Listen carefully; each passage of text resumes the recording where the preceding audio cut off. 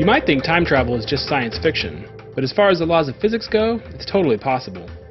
Possible, however, does not mean easy. It may take a few thousand years to sort out the details, but in theory, at least, we already know how to build a time machine. Einstein's theory of general relativity says that time moves more slowly in stronger gravity. So if you could somehow link two regions of space where gravity is different, you could travel back and forth between them to move forward or backward through time. Nowhere is gravity stronger than in the vicinity of a black hole.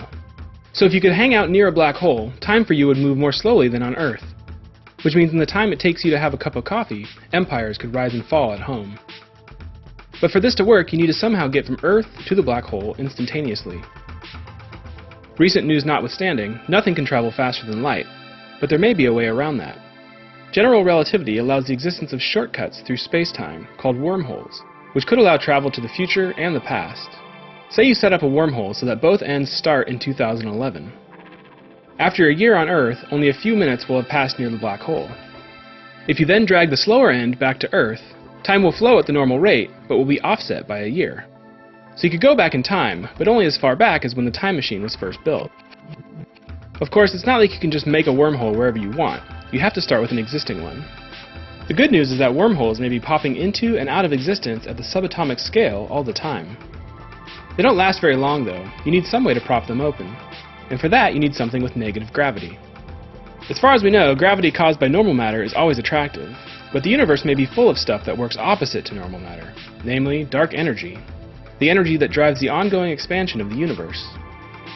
So yeah, just find a black hole, a wormhole that connects to it, and prop open the tunnel so you can travel back and forth through time and space. Needless to say, all this cosmic engineering doesn't come cheap.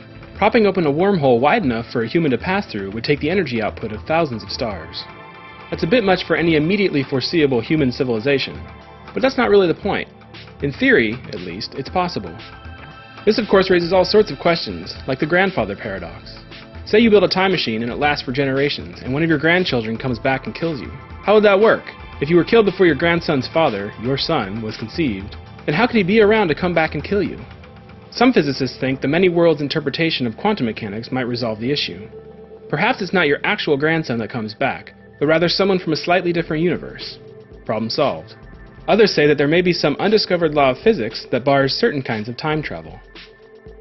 Whatever the case, as it stands now, while time travel may be physically possible, it's definitely unfeasible.